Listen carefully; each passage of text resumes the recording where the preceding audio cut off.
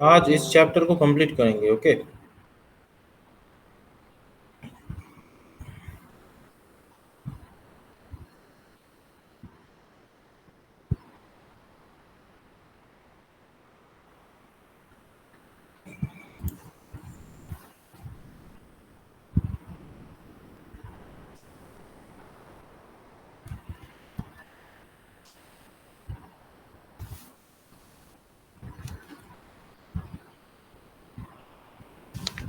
क्या लास्ट दिन हमने स्क्रीनिंग इफेक्ट पढ़ा था?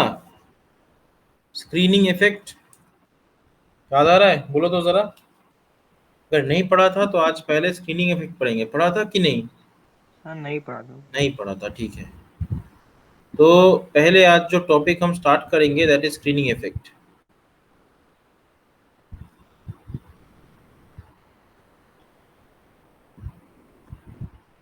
ठीक है।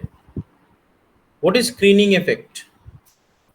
सी, this is a picture of atom and this is the nucleus. Okay, now these are the shells. These are the shells. First shell, second shell, and this is a third shell, and so on. Suppose this is the outermost electron which is present on the third shell. तीसरे shell में यानी कि आखिरी shell में जो electron है that is the valence electron. अभी देखो दूसरा shell में होगा 8 इलेक्ट्रॉन शायद।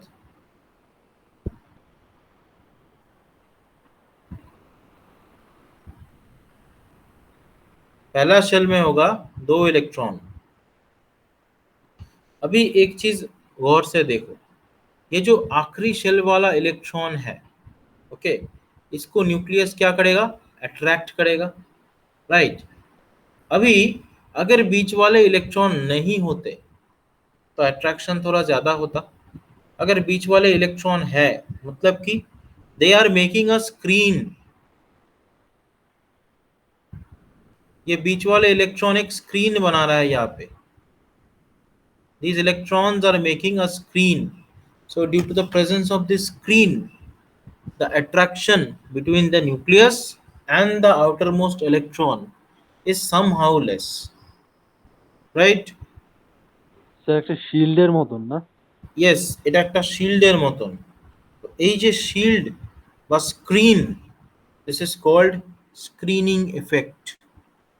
Okay, due to the screening effect, what happens? The force of attraction between the nucleus and the outermost electron obviously decreases. Understood?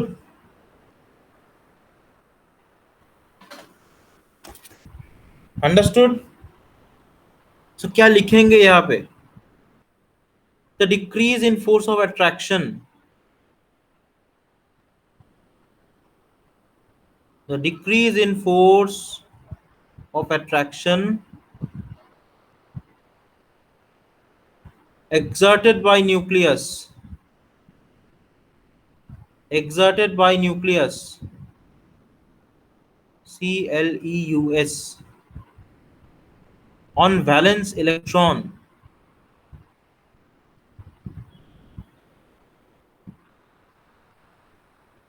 Due to the presence of electrons in inner shell. Due to the presence of electron in inner shell. Okay, this is called screening effect, or you can also call it shielding effect. आया समझ में? Any doubt? If not, then we'll proceed. So periodic variation from left to right. Periodic variation from left to right.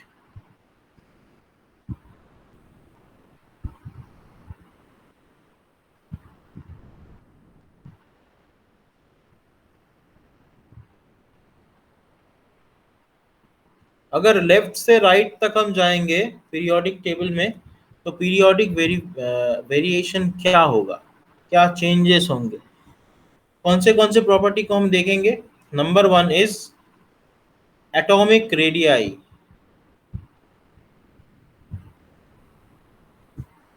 Okay, देखो left से right तक periodic table में अगर हम जाएंगे तो एटॉमिक रेडियाई क्या होगा, इंक्रीज हो गया या डिक्रीज होगा? ऑब्वियसली डिक्रीज होगा. So atomic radii decreases. Okay, q, what is the reason behind it? The reason is, if you move from left to right, the number of protons increases and the number of electron also increases.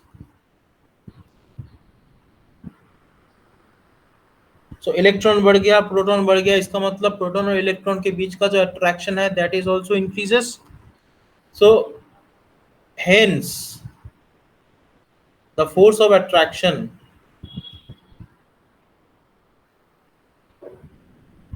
between the nucleus and the outermost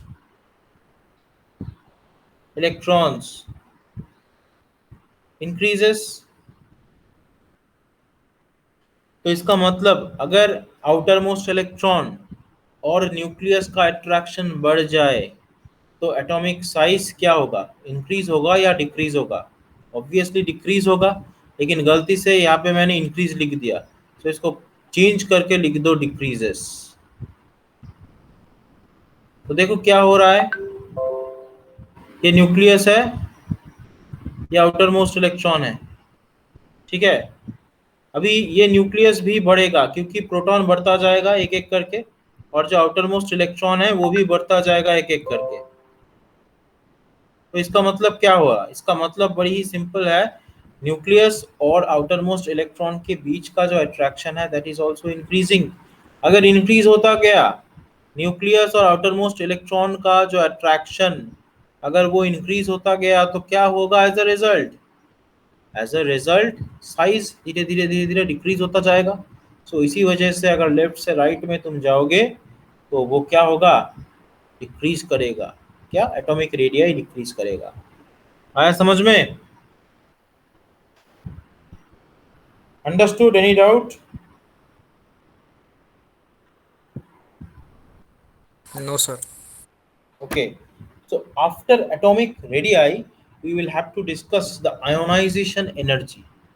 Ionization energy.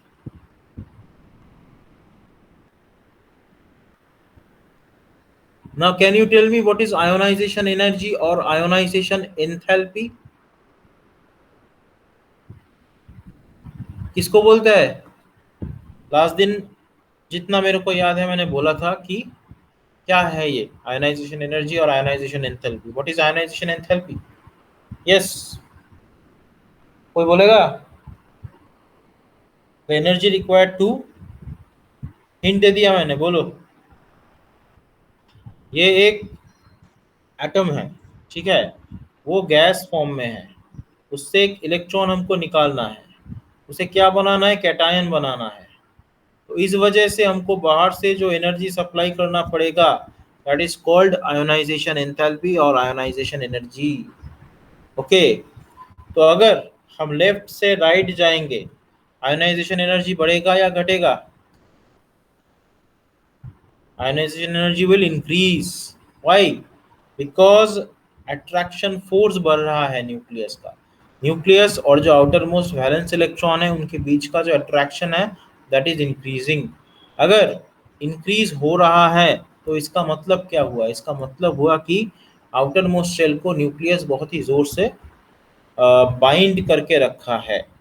तो अगर bind करके रखा है तो इस electron को हमको निकालने के लिए बहुत ज़्यादा एनर्जी सप्लाई करना पड़ेगा. तो ये एनर्जी बढ़ता जाएगा अगर हम लेफ्ट से राइट तक जाएंगे. If you move from left to right, this energy to remove the outermost electron will gradually increase, because as you move from left to right the number of proton increases as well as the number of electron increases.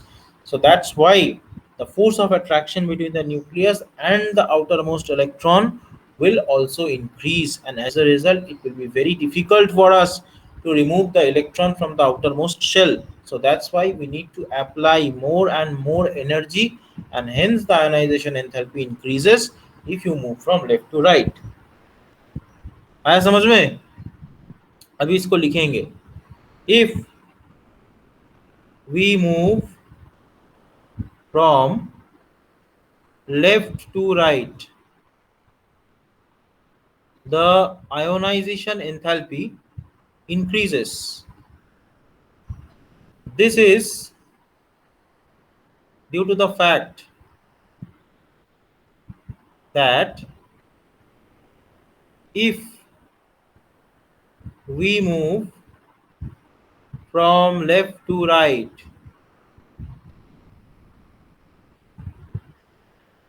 the atomic number increases. The atomic number increases means the number of protons are increasing, and as the number of protons are increasing, obviously the number of electrons are also increasing. It is quite obvious. Okay, so if we move from left to right, the atomic number increases, and hence the nuclear force of attraction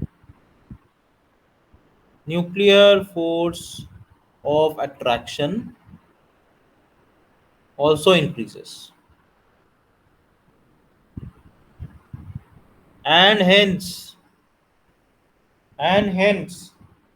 it will be difficult, it will be very difficult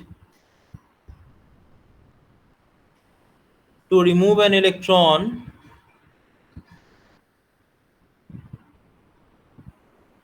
from the outermost shell,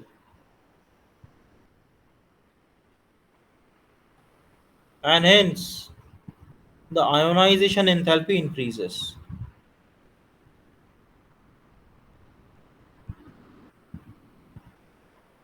okay,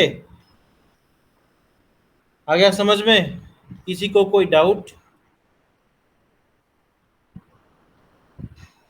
किसी को कोई doubt?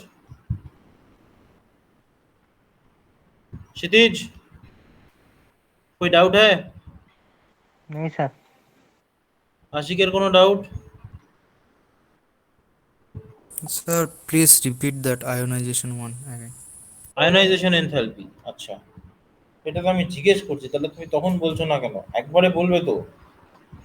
দেখো, left to রাইটে যখন যাচ্ছি, periodic টেবিলে left থেকে রাইটে যাওয়ার মানে কি? একটা করে ইলেকট্রন বাড়ছে আর প্রোটন বাড়ছে, তাই তো? তাহলে প্রোটন বাড়ছে মানে কি? ইলেকট্রনও বাড়ছে, যেহেতু অ্যাটমিক নাম্বার ইনক্রিজ করছে। So as a result what is happening, ভালো করে লক্ষ্য করো, নিউক্লিয়াস বা প্রোটন আর যে ইলেকট্রনগুলো আছে, আউটার মোস্ট ইলেকট্রন, তাদের মধ্যে যে ফোর্স অফ অ্যাট্রাকশন সেটা বাড়ছে কন্টিনিউয়াসলি। কারণ একটা প্রোটন একটা ইলেকট্রনকে যতটা ফোর্স দিয়ে অ্যাট্রাক্ট করবে, দুটো প্রোটন দুটো ইলেকট্রনকে অনেক বেশি ফোর্স দিয়ে অ্যাট্রাক্ট করবে, তিনটা ইলেকট্রনকে তিনটা প্রোটন আরো বেশি ফোর্স দিয়ে অ্যাট্রাক্ট করবে, চারটা ইলেকট্রনকে চারটা প্রোটন আরো ফোর্স দিয়ে অ্যাট্রাক্ট করবে। তো এরকম ভাবে যত লেফট থেকে রাইটে যাচ্ছি তত নাম্বার অফ প্রোটন বাড়ছে, নাম্বার অফ ইলেকট্রন বাড়ছে। তাহলে নিউক্লিয়াস আর আউটার মোস্ট শেলের ইলেকট্রনের যে অ্যাট্রাকশন, ফোর্স অফ অ্যাট্রাকশন, সেটাও বাড়ছে gradually. So as a result আমরা কি দেখতে পাচ্ছি? অ্যাজ আ রেজাল্ট আমরা দেখতে পাচ্ছি আমাদের যে আউটার মোস্ট ইলেকট্রনটাকে যদি ওখান থেকে রিমুভ করতে হয়, then we will have to apply large amount of energy. তা এই এনার্জিটা যত লেফট টু রাইট যাবে তত ইনক্রিজ করতে থাকবে, তাই না? তো এই কারণে ionization enthalpy left hand side থেকে রাইট হ্যান্ড সাইডে আস্তে আস্তে আস্তে আস্তে কি হয়? ইনক্রিজ করে যায়। বোঝা গেল? সমাধি বুঝতে Yes, sir. পারলে? है सर. अच्छा, बाकी किसी को कोई doubt? Okay, so let's proceed to the next topic, that is electron gain enthalpy. Electron gain enthalpy.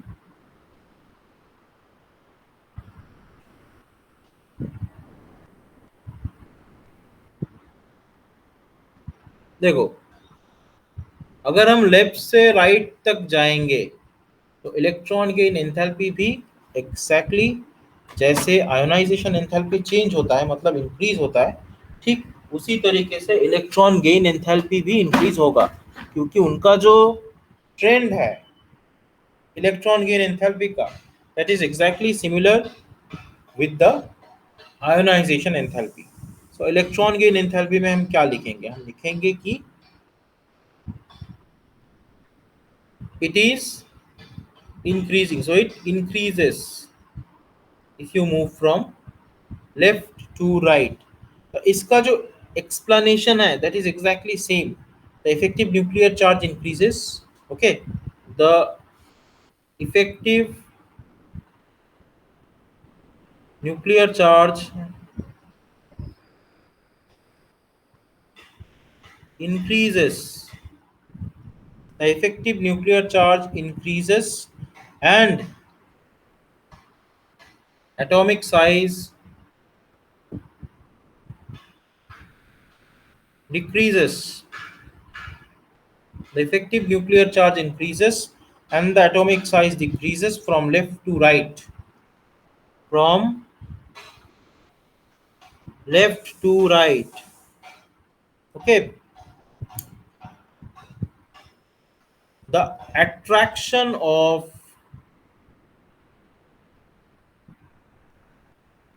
the added electron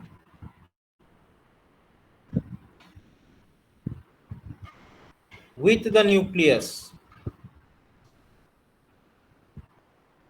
increases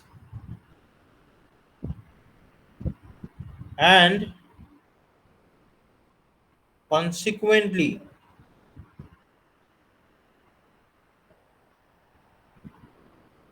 great amount of energy is released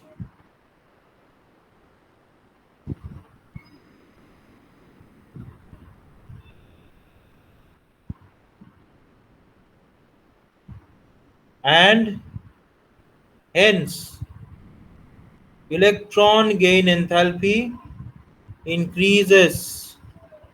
इसका मतलब क्या हुआ? जितना लेफ्ट से राइट जाएंगे अट्रैक्शन बढ़ता जाएगा, न्यूक्लियस और आउटर मोस्ट शेल के बीच में जो अट्रैक्शन है वो बढ़ता जाएगा, क्योंकि प्रोटॉन इंक्रीज हो रहा है, न्यूक्लियस स्ट्रॉन्गर हो रहा है, तो आउटर मोस्ट शेल में जो इलेक्ट्रॉन अगर हम ऐड करेंगे तो बहुत इजीली ऐड हो जाएगा। जितना लेफ्ट से राइट जाओगे ये ऐड होने की जो टेंडेंसी है वो उतना इंक्रीज करता जाएगा, मतलब जितना इंक्रीज करेगा एनर्जी रिलीज उतना ही आसानी से होंगे। तो इसीलिए इलेक्ट्रॉन गेन एंथैल्पी जब लेफ्ट से राइट हम लोग जाएंगे तो वो धीरे धीरे धीरे धीरे इंक्रीज करेगा। क्यों? क्योंकि रीजन इज सेम, जो इफेक्टिव न्यूक्लियर चार्ज है वो धीरे धीरे बढ़ेगा, जो आउटर मोस्ट शेल है उसका जो इलेक्ट्रॉन होंगे, आउटर मोस्ट शेल में जो इलेक्ट्रॉन्स होंगे वो इलेक्ट्रॉन और जो न्यूक्लियस होगा उसके उसके बीच का जो अट्रैक्शन वो धीरे धीरे बढ़ता जाएगा। सो इसीलिए इलेक्ट्रॉन को अगर ऐड करेंगे तो ज़्यादातर एनर्जी रिलीज हो जाएगा। ओके, ये स्टेबल एक स्टेबल फिनोमेना होगा, तो इसी वजह से धीरे धीरे इलेक्ट्रॉन गेन एंथैल्पी भी लेफ्ट से राइट तक इंक्रीज करता जाएगा। हाँ, समझ में? अच्छा, इसके बाद आता है इलेक्ट्रोनेगेटिविटी। इलेक्ट्रोनेगेटिविटी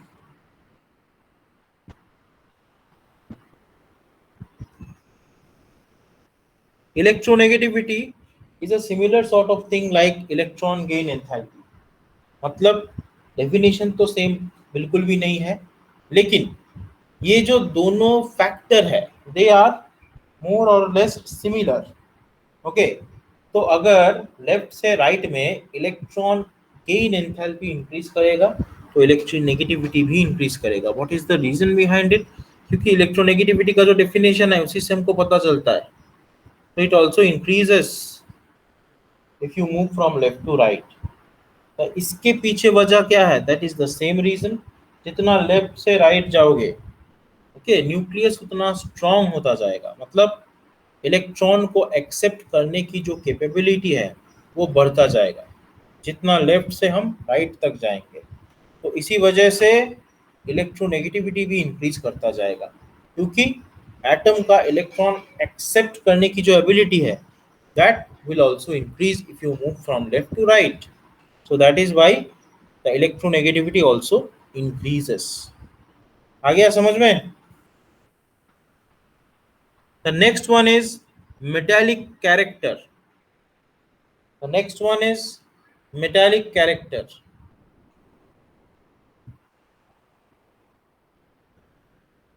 देखो मेटेलिक कैरेक्टर का मतलब क्या होता है। अगर कोई इलेक्ट्रॉन को बहुत ही आसानी से छोड़ दे उसको हम बोलते हैं मेटल।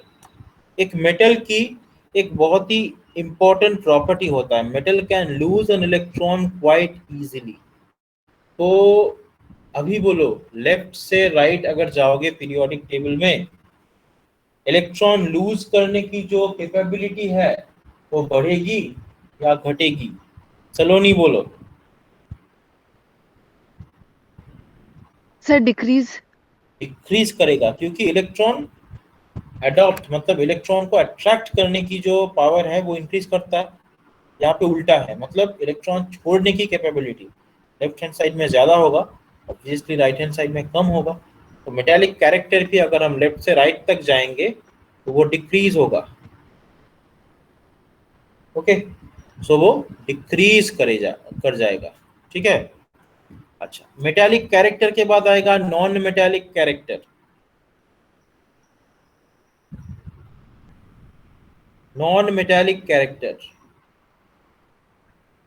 अभी नॉन मेटालिक कैरेक्टर होगा मेटालिक कैरेक्टर का एग्जैक्टली ऑपोजिट। इसका मतलब मेटालिक कैरेक्टर अगर डिक्रीज करेगा तो obviously non metallic character left से राइट इंक्रीजेस, राइट।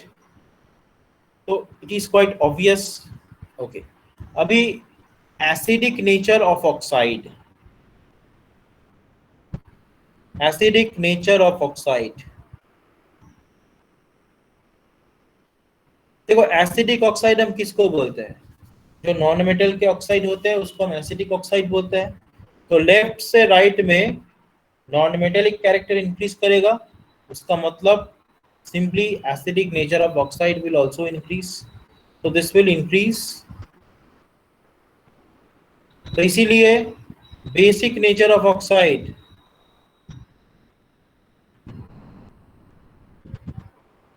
क्या होगा? बड़ी ही आसानी से हम बोल सकते हैं कि ये डिक्रीज हो जाएगा। आ गया समझ में? एक दो टॉपिक इसी साइड पे देख लेते हैं, राइट हैंड साइड पे। एक है मेटालिक, ये तो हो गया। रिड्यूसिंग नेचर,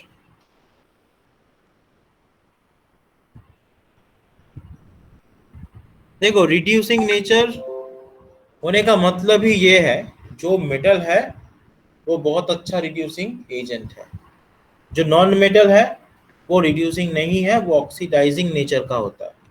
तो बड़ी ही आसानी से हम बोल सकते हैं लेफ्ट से राइट अगर जाएंगे तो रिड्यूसिंग नेचर क्या होगा? घटेगा, मतलब डिक्रीज हो जाएगा।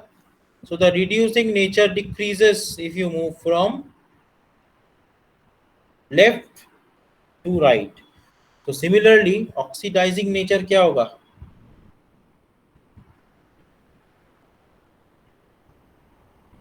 क्या होगा लेफ्ट टू राइट से अगर हम जाएंगे?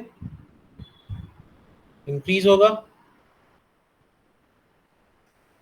आया समझ में?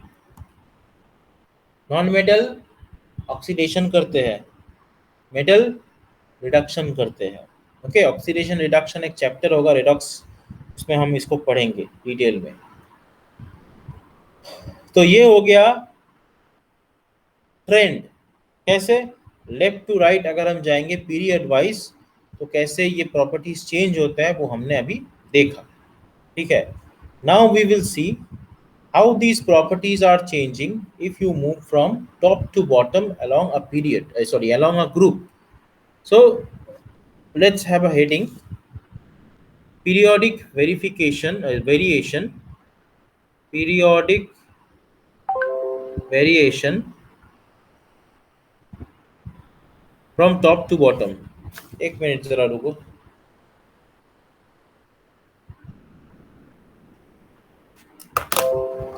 Periodic variation from top to bottom, ऊपर से नीचे अगर हम जाएंगे तो पीरियोडिक वेरिएशन क्या होंगे। Number one, atomic radii. देखो यहाँ पे दो फैक्टर है, इसको बहुत ही अच्छी तरीके से समझना है। अगर हम ऊपर से नीचे जाएंगे तो ये हो गया न्यूक्लियस, ये हो गया outermost shell, outermost shell वाला इलेक्ट्रॉन। अगर हम और नीचे जाएंगे तो न्यूक्लियस तो बड़ा होगा ही होगा, और एक एक करके शेल इंक्रीज करेगा, है ना। The number of shell will increase if you move from left to right. Outermost electron का जो नंबर है दैट विल रिमेन सेम। तुम जितना ऊपर से नीचे की तरफ जाओगे, the number of outer most electron will remain same, इसमें कोई गड़बड़ नहीं होगा। एक ही रहेगा तो एक ही रहेगा, तीन रहेगा तो तीन रहेगा, चार रहेगा तो चार रहेगा। क्या इंक्रीज करेगा? The number of shell will increase, right. एक से दो, दो से तीन, तीन से चार, चार से पांच, ऐसे। तो obviously if you move from top to bottom along a group, दो फैक्टर हमको दिख रहा है।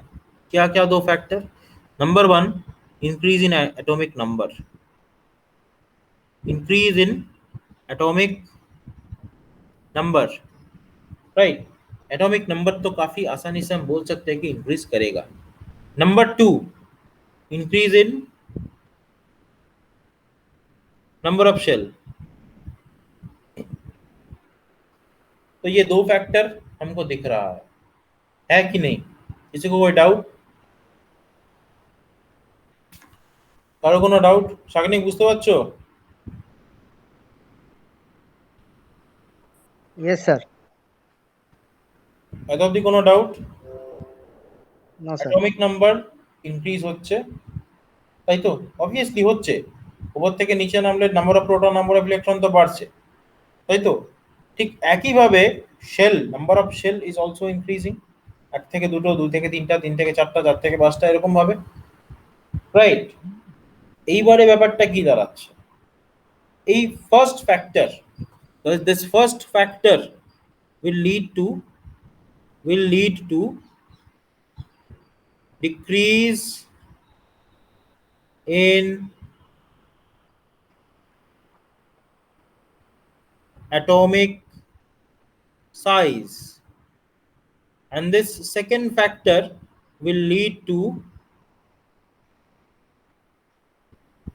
increase in atomic size. So that means two factors are there, two factors are working against each other, right? So अभी हम क्या इससे conclusion लगा सकते हैं? देखो, कंक्लूजन तो लगा नहीं सकते, लेकिन we can observe that it has been observed that this second factor is more dominating। तो ऑपोजिट फैक्टर के बीच में कंपटीशन हो रहा है, और ये जो सेकंड वाला फैक्टर है, इट विंस द रेस। इसका मतलब the second factor is more dominating. So as a result, अगर ऊपर से नीचे आएंगे तो एटॉमिक साइज इंक्रीज करेगा, ठीक है। The second factor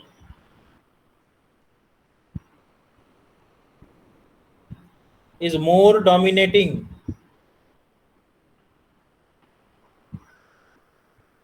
and hence the size increases if we move from top to bottom। Okay, group wise अगर हम टॉप टू बॉटम में जाएंगे तो एटॉमिक साइज इंक्रीज करेगा एज अ रिजल्ट, ठीक है। अगर एग्जाम में क्वेश्चन पूछा जाए कि एटॉमिक रेडियाई का क्या चेंज होता है, और ये तो तुम डायरेक्टली लिखोगे कि एटॉमिक रेडियाई इंक्रीज होता है ऊपर से नीचे की तरफ अगर हम जाए तो। बट अगर ऐसा कोई क्वेश्चन आए कि एटॉमिक रेडियाई इंक्रीज क्यों होता है, तो तुमको दोनों फैक्टर लिखना है और पूरी अच्छी तरीके से मेंशन करना है।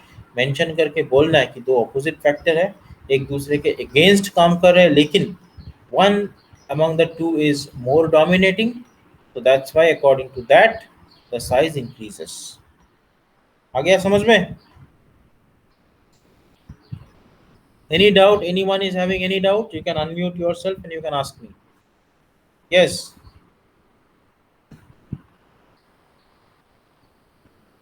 Anyone having any doubt? No. So let's proceed.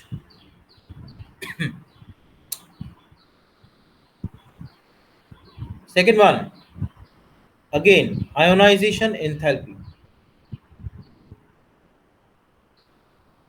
Ionization enthalpy. So obviously, if you move from top to bottom, as the size is increasing, hence the force of attraction between the nucleus and the outermost electron obviously gradually will decrease, right? So if it decreases, so we will need less energy to remove an electron from the outermost shell. So obviously, if you move from top to bottom, the ionization enthalpy gradually decreases. क्यों? क्योंकि अगर हम ऊपर से नीचे की तरफ जाएंगे, साइज बढ़ेगा एटम का। अगर साइज बढ़ गया एटम का, तो न्यूक्लियस और आउटर मोस्ट इलेक्ट्रॉन के बीच का जो अट्रैक्शन है वो धीरे धीरे धीरे धीरे घटेगा, राइट? क्योंकि वो दूर जा रहा है धीरे धीरे न्यूक्लियस से। सो ऑब्वियसली क्या हो रहा है ultimately?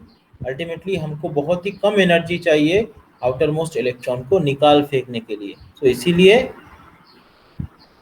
ionization enthalpy gradually decrease करेगा if you move from top to bottom. आ गया समझ में? Yes, sir. Okay. Now number 3 factor. Number 3 इसको लिख देता हूँ, एक minute. If we move down a group, the atomic radii increases and hence the distance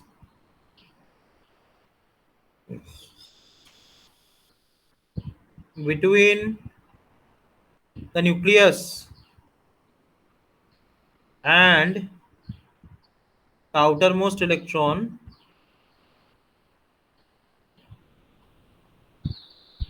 क्या होता है? इंक्रीज होगा, डिक्रीज होगा? डिस्टेंस इंक्रीज होगा and hence the nuclear force of attraction decreases and hence the ionization enthalpy decreases. Okay. Number 3 factor is electron gain enthalpy. Electron gain enthalpy.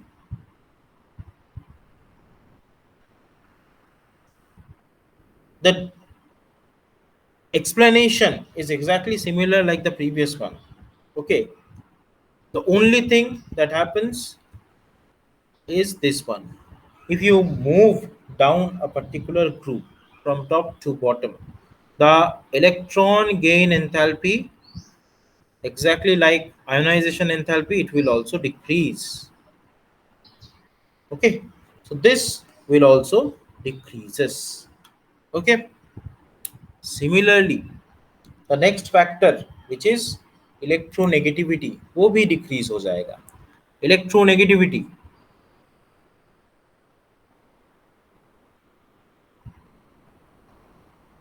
if you move from top to bottom will decrease. Okay, the reason is same जो हम लिखते आ रहे हैं पहले से. वही reason यहाँ पे भी आएगा और सेम एक्सप्लेनेशन होगा। ओके, उसके बाद हम लिखेंगे कि आयोनाइजेशन एंथैल्पी की तरह इलेक्ट्रॉन गेन एंथैल्पी और फिर electronegativity that will also decrease gradually. Okay, आ गया समझ में? Next is metallic character. Metallic character एक हो गया नॉन मेटालिक कैरेक्टर। यहाँ पे लिखता है मेटालिक कैरेक्टर पहले। मेटालिक कैरेक्टर बोलो, गुंजन बोलो, अगर ऊपर से नीचे की तरफ जाएंगे along a group, metallic character का क्या चेंज होगा? इंक्रीज होगा या डिक्रीज होगा? लेफ्ट से राइट जब गए थे, हाँ बोलो, इंक्रीज। इंक्रीज होगा, क्योंकि लेफ्ट से राइट जब गए थे मेटालिक कैरेक्टर डिक्रीज हो गया था। अगर ऊपर से नीचे तक जाएंगे तो मेटालिक कैरेक्टर क्या होगा? इंक्रीज करेगा। क्यों? बहुत ही आसान सा रीजन है, क्योंकि जितना ऊपर से नीचे जा रहे हैं आउटर मोस्ट इलेक्ट्रॉन और न्यूक्लियस का जो अट्रैक्शन फोर्स है वो धीरे धीरे वीक होता जाएगा। अगर वीक होता जाएगा तो इलेक्ट्रॉन का जो ग्रिप, मतलब न्यूक्लियस का जो आउटर मोस्ट इलेक्ट्रॉन के ऊपर ग्रिप है वो धीरे धीरे कम होता जाएगा। तो बहुत ही आसानी से आउटर मोस्ट इलेक्ट्रॉन वो डोनेट कर पाएगा। तो अगर कोई भी एलिमेंट आउटर मोस्ट इलेक्ट्रॉन को अच्छी तरीके से डोनेट कर पाता है तो उसको हम बोलते हैं metal. So metallic character increases as the atomic radii increases, as atomic radii increases and effective nuclear force of attraction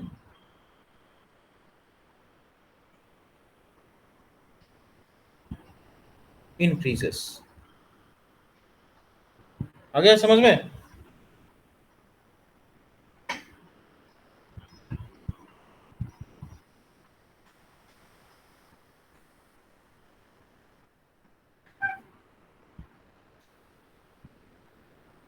Any doubt? Anyone?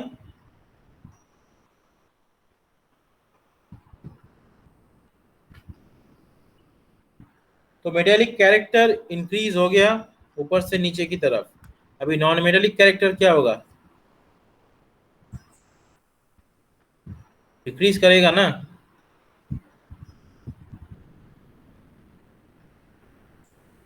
Non metallic character क्या होगा अगर हम ऊपर से नीचे की तरफ जाएंगे तो?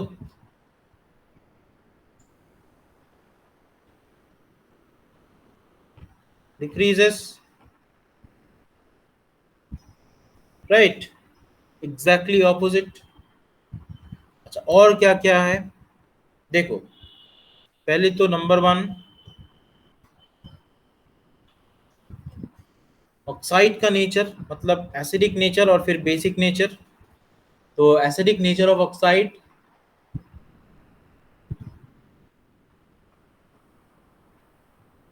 क्या चेंज होगा? अगर ऊपर से नीचे जाओगे तो डिक्रीज हो जाएगा, क्योंकि मेटेलिक कैरेक्टर बढ़ रहा है तो ऑब्वियसली ऑक्साइड तो उसका एसिडिक होगा नहीं। तो जितना ऊपर से नीचे की तरफ जाएंगे तो acidic nature of oxide will decrease and the basic nature of oxide will increase. The basic nature of oxide, basic nature of oxide will gradually increase, right? अच्छा, और क्या चीज हो सकता है? ऑक्सीडाइजिंग नेचर, रिड्यूसिंग नेचर, वो भी पढ़ना है। तो रिड्यूसिंग नेचर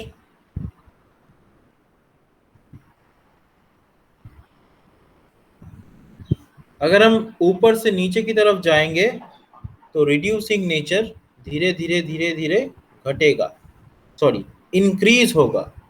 क्यों इंक्रीज होगा? क्योंकि मेटेलिक कैरेक्टर बढ़ रहा है। तो मेटल अगर जितना अच्छा होगा उसका रिड्यूसिंग नेचर उतना ज़्यादा होगा। तो जितना ऊपर से नीचे की तरफ जाएंगे तो रिड्यूसिंग नेचर या फिर रिड्यूसिंग प्रॉपर्टी धीरे धीरे इंक्रीज करेगा। और सिमिलरली ऑक्सीडाइजिंग नेचर क्या होगा, ऑक्सीडाइजिंग नेचर क्या होगा, जितना ऊपर से नीचे जाएंगे ऑक्सीडाइजिंग नेचर डिक्रीज करता चला जाएगा। ओके, ऑक्सीडाइजिंग नेचर डिक्रीज करता चला जाएगा धीरे धीरे। Okay, this is how it happens. तो इसी तरीके का जो पीरियोडिक ट्रेंड है वो हमको पढ़ना है, ठीक है। और कुछ कुछ का मैंने एक्सप्लेनेशन दे दिया, बस उसी का एक्सप्लेनेशन पढ़ना है, उससे ज़्यादा एक्सप्लेनेशन नहीं पढ़ना है। आया समझ में? अभी कुछ स्पेशल फैक्टर्स है जिनको हमें पढ़ना है एक एक करके। चलो देखते हैं। Number 1, reactivity of non metals. Okay, अच्छा ये तो मैंने ऑलरेडी बोल दिया, metallic character non metallic character छोड़ दो। Anomalous properties of second period, ये वाला anomalous properties of second period elements. अभी सेकेंड पीरियड के जो एलिमेंट्स होते हैं उनके प्रॉपर्टी थोड़े से अलग दिखते हैं बाकी एलिमेंट्स से। तो इसके पीछे क्या रीजन है, what is the reason behind it? मतलब कि देखो, ग्रुप 1, ग्रुप 2, ठीक है, और ग्रुप 13 से लेके ग्रुप 17 तक जितने भी एलिमेंट है सेकेंड पीरियड में, वो सारे के सारे एलिमेंट इस तरीके के एबनॉर्मल बिहेवियर या फिर एनोमलस बिहेवियर शो करते हैं। So what is the reason behind it? Lithium बोल लो, बेरिलियम बोल लो, ठीक है, तो सारे के सारे, नाइट्रोजन बोल लो, ऑक्सीजन बोल लो, फ्लोरीन बोल लो, ये बाकियों से थोड़ा अलग बिहेव करते हैं। क्यों? What is the reason behind it? there are several reasons. Okay, there are several factors which are responsible for this particular anomalous behavior. Now what are the reasons? So one by one let's discuss. So first of all, the small size of the atom, of the element लिखो better होगा। वो जो group 2 वाला element है उसका जो atomic radii है वो बाकी जो एलिमेंट है ग्रुप का उनसे बहुत ज़्यादा कम है, तो इसलिए उनका प्रॉपर्टी बाकियों से थोड़ा अलग है। Okay, secondly, high electronegativity. High electronegativity, if you move from top to bottom, as I have discussed, the electronegativity gradually decreases. So the group 2 elements are having a very high electronegativity, that is also responsible for the anomalous property of the second period elements. The third property is that the absence of d electrons, the absence of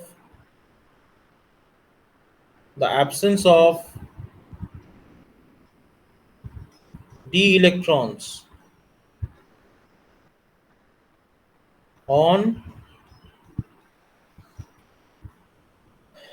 the क्या बोले second period elements.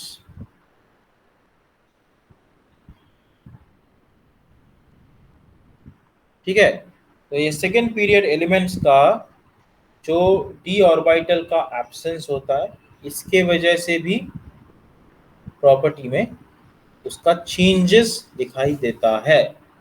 So these are the factors which are responsible for the anomalous behavior of the second period elements. Okay, now the next topic that we need to discuss is diagonal relationship. What is diagonal relationship?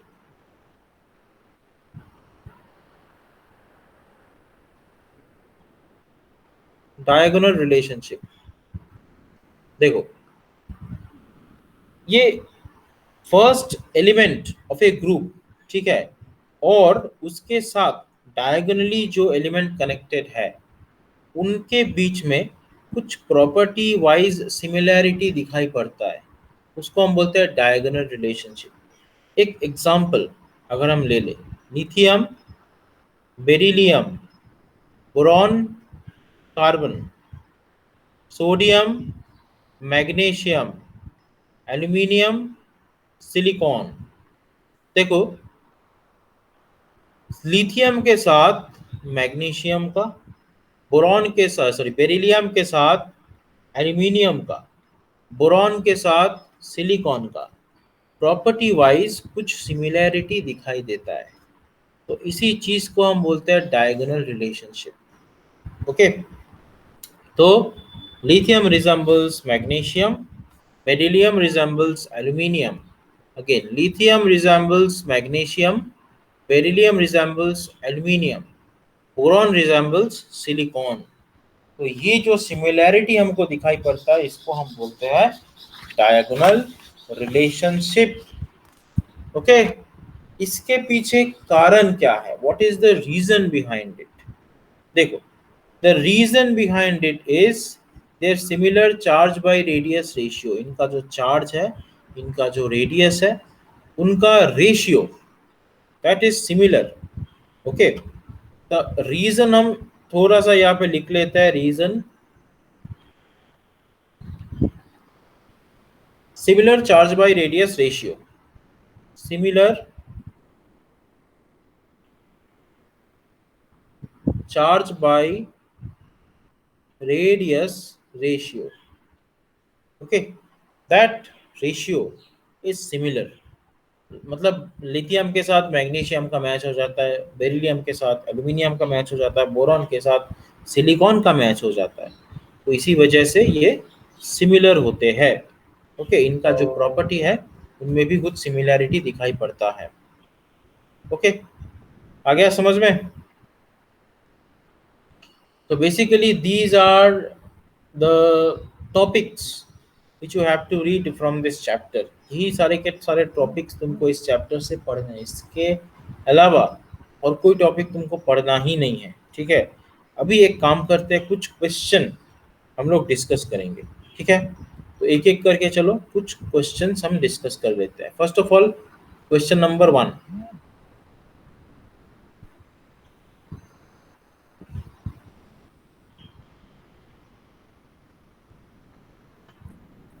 which property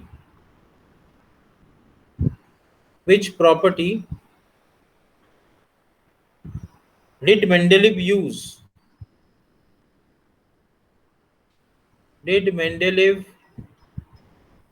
use to classify the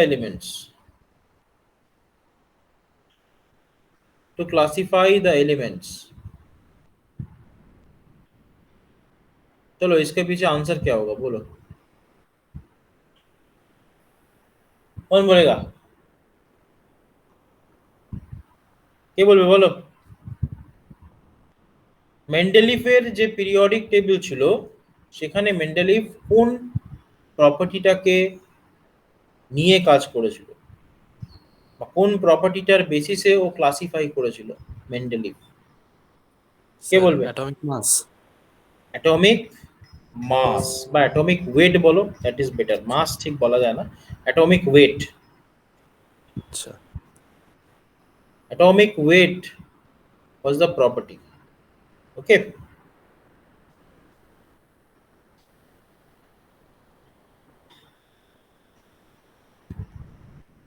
what is the basic difference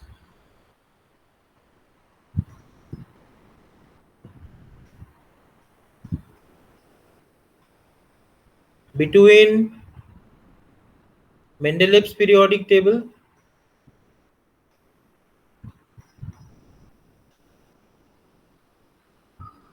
and modern periodic table?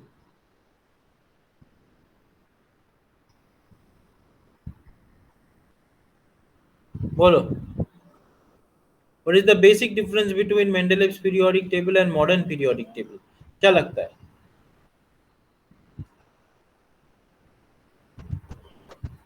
फिर modern periodic table किसके basis पे classification हुआ है?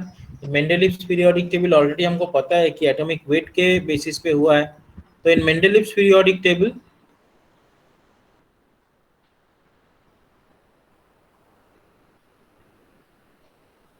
किसके basis पे हुआ था, और मॉडर्न में किसके बेसिस पे? मॉडर्न में एटॉमिक नंबर मॉडर्न में एटॉमिक नंबर, और मेंडलीव में होगा एटॉमिक वेट। Atomic weight.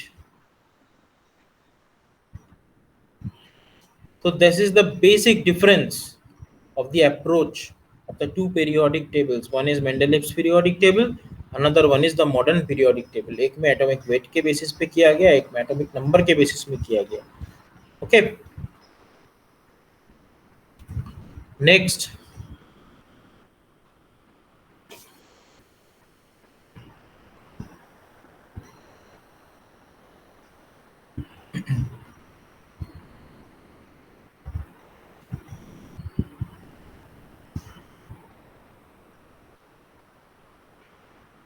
अच्छा, a very nice questions. Let's try to understand this.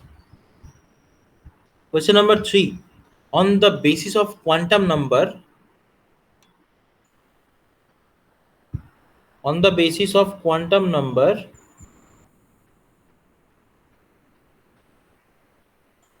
justify that the sixth period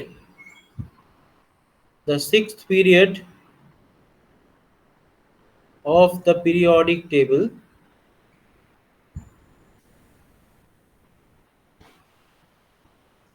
should have 32 elements. Should have 32 elements. कैसे होगा? Justify. ये actually हाँ यहाँ पे हो जाएगा शायद, ठीक है, बोलो। देखो चीजों को समझो। सिक्स्थ पीरियड का मतलब प्रिंसिपल क्वांटम नंबर का वैल्यू है 6।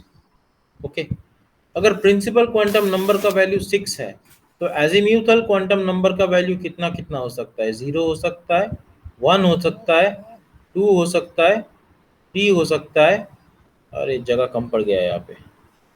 अच्छा ठीक है, 4 हो सकता है, 5 हो सकता है, राइट? आया समझ में? अभी एल वैल्यू 0 का मतलब 6s, s ऑर्बिटल। अच्छा, एल वैल्यू 1 का मतलब p ऑर्बिटल, एल वैल्यू 2 का मतलब d ऑर्बिटल, 3 का मतलब f orbital. Okay, s p d f, s p d f। एक मिनट जरा रुको तो।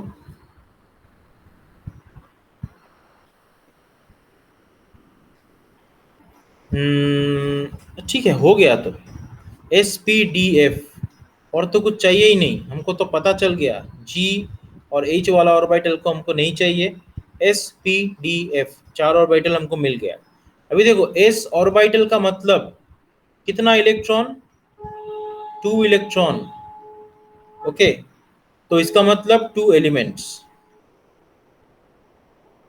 2 इलेक्ट्रॉन एक एक करके आएगा ना, एक एलिमेंट में एक इलेक्ट्रॉन, दूसरा एलिमेंट में दूसरा इलेक्ट्रॉन। फॉर एग्जांपल हाइड्रोजन में आता है 1 इलेक्ट्रॉन, हीलियम में कितना होता है? 2 इलेक्ट्रॉन होता है, तो इसका 1s1 होगा, इसका 1s2 होगा।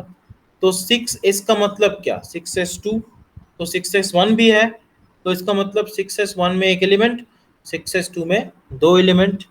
अच्छा, अभी p ऑर्बिटल में कितना इलेक्ट्रॉन होता है? 6 इलेक्ट्रॉन, इसका मतलब 6 एलिमेंट। डी में कितना होता है? 10 इलेक्ट्रॉन, इसका मतलब 10 एलिमेंट। एफ में कितना होता है? 14 इलेक्ट्रॉन, इसका मतलब 14 एलिमेंट।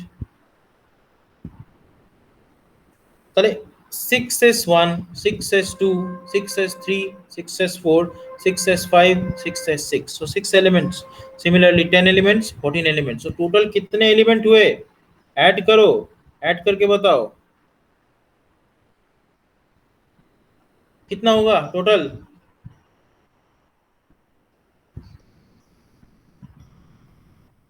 ऐड करो 32। 32। तो इसीलिए हम क्वांटम नंबर को यूज करके बोल सकते हैं कि इतना सारा एलिमेंट हमारा होगा उस पर्टिकुलर पीरियड में। आया समझ में?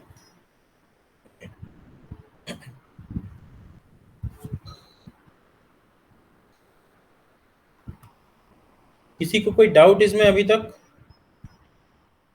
কারোর কোনো ডাউট থাকলে আনমিউট করে আমাকে বলো, তাহলে আমি নেক্সট কোশ্চেনে যাব।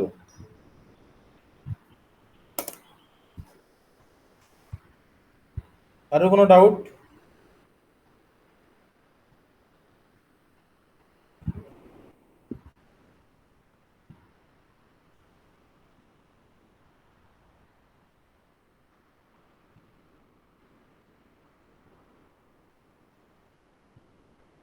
No doubt.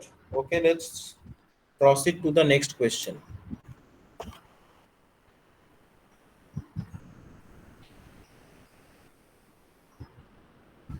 The next question is,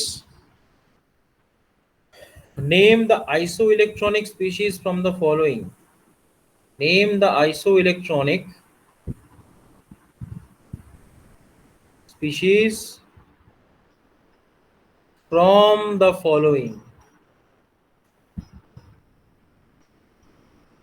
isoelectronic species बताना है। Number 1 F minus, number 2 argon, number 3 Mg2 plus, number 4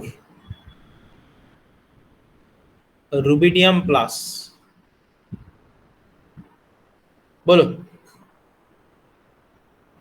इसमें आइसो इलेक्ट्रॉनिक स्पीशीज कौन सा है? अभी आइसो इलेक्ट्रॉनिक स्पीशीज हम किसको बोलते हैं? अगर दोनों स्पीशीज में नंबर ऑफ इलेक्ट्रॉन सेम हो जाए तो उसको हम बोलते हैं आइसो इलेक्ट्रॉनिक स्पीशीज। तो हमको चाहिए जानना कि कौन से में कितना सारा इलेक्ट्रॉन है। F माइनस में होता है 10 इलेक्ट्रॉन, ओके। आर्गॉन में होते हैं 18 electron. Magnesium has got 10 electron. Rubidium has got how many electron? Rubidium plus rather, rubidium में होता है 37 इलेक्ट्रॉन, रुबिडियम प्लस में एक लेस, मतलब 36 इलेक्ट्रॉन्स। 36 इलेक्ट्रॉन्स।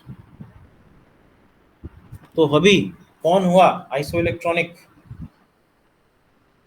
देखो magnesium and fluorine, they are isoelectronic. आया समझ में?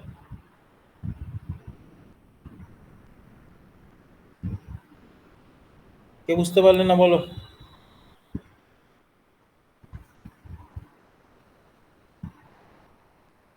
कोनो doubt Karur?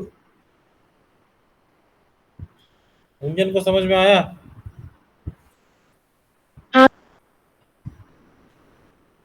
Sagnik,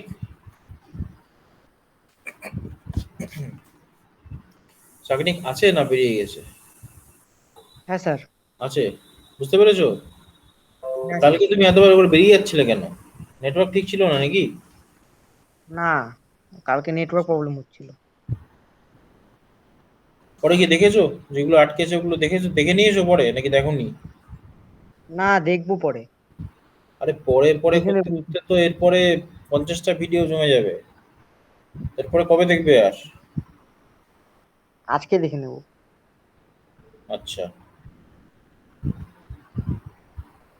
explain why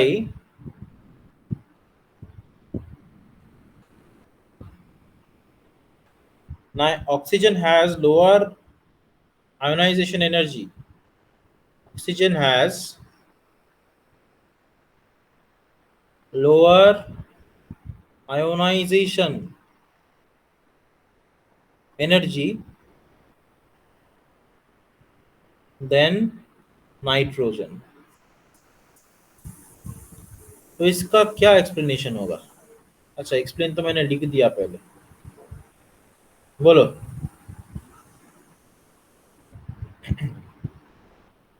देखो इस तरीके के क्वेश्चन को हमको कैसे टैकल करना है। अभी हमको एक चीज तो पता है, हम नाइट्रोजन का इलेक्ट्रॉनिक कॉन्फ़िगरेशन लिख सकते हैं हम ऑक्सीजन का इलेक्ट्रॉनिक कॉन्फ़िगरेशन भी लिख सकते हैं 1s2 2s2 2p3। ये हो गया नाइट्रोजन का, और ऑक्सीजन का 1s2 2s2 and 2p4. Now, as you can see, if you see the valence shell electronic configuration of nitrogen and oxygen, हमको एक बहुत ही इंटरेस्टिंग सा चीज दिखाई देगा यहाँ पे, that is in case of nitrogen it is half field P3, but in case of oxygen it is not at all half filled. So the electronic configuration of nitrogen is comparatively stable. So यहाँ से अगर हमको एक electron निकाल लेना है तो हमको बहुत ज़्यादा एनर्जी सप्लाई करना होगा, लेकिन यहाँ से अगर हमको एक इलेक्ट्रॉन निकालना है तो it will become very stable. So O minus अगर हो गया ये, इसका मतलब इसके ऊपर कितना होगा, 3 इलेक्ट्रॉन हो जाएगा। एक अगर हम हटा ले यहाँ से, एक इलेक्ट्रॉन अगर हम हटा ले यहाँ से तो 3 इलेक्ट्रॉन हो जाएगा। तो बड़ी ही आसानी से हम बोल सकते हैं कि बहुत ही स्टेबल होगा और बहुत ही अच्छी तरीके से इस कॉन्फ़िगरेशन को वो अडॉप्ट करेगा। लेकिन नाइट्रोजन में क्या होगा, नाइट्रोजन में एक स्टेबल इलेक्ट्रॉनिक कॉन्फ़िगरेशन खराब हो जाएगा, तो ऑब्वियसली नाइट्रोजन का आयोनाइजेशन एंथैल्पी बहुत ज़्यादा है कंपेयर टू ऑक्सीजन। आ गया समझ में? As nitrogen has stable electronic configuration and hence it is very difficult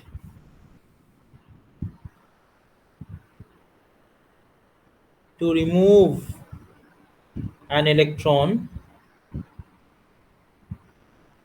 from the outermost shell of nitrogen. Okay, whereas in case of oxygen we can easily remove one electron from the outermost shell as it is not at all half filled. So this is the explanation of this question. I hope you have understood. Any doubt? Anyone? किसी को कोई doubt? क्षितिज?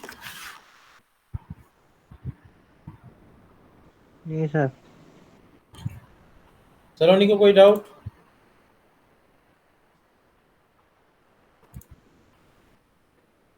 सलोनी को कोई doubt?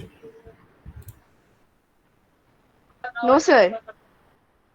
Okay, Shomodeep? Karul, no doubt? नहीं. Okay. Then what I will do, I will upload some questions regarding this chapter. Okay.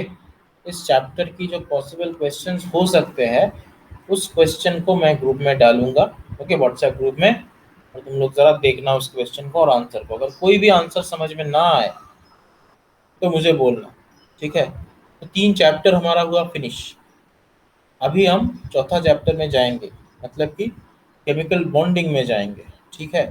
तो next दिन से हम लोग केमिकल बॉन्डिंग स्टार्ट करेंगे। ओके, आया समझ में? ठीक है, चलो आज के लिए इतना ही। अभी व्हाट्सएप में थोड़ी देर बाद मैं रिकॉर्डेड वीडियो भी डाल दूंगा और ये पीडीएफ भी डाल रहा हूँ अभी, ठीक है? चलो, thank you everyone. Thank you, sir. Thank you, sir. Thank you. Thank you sir. Thank you, sir.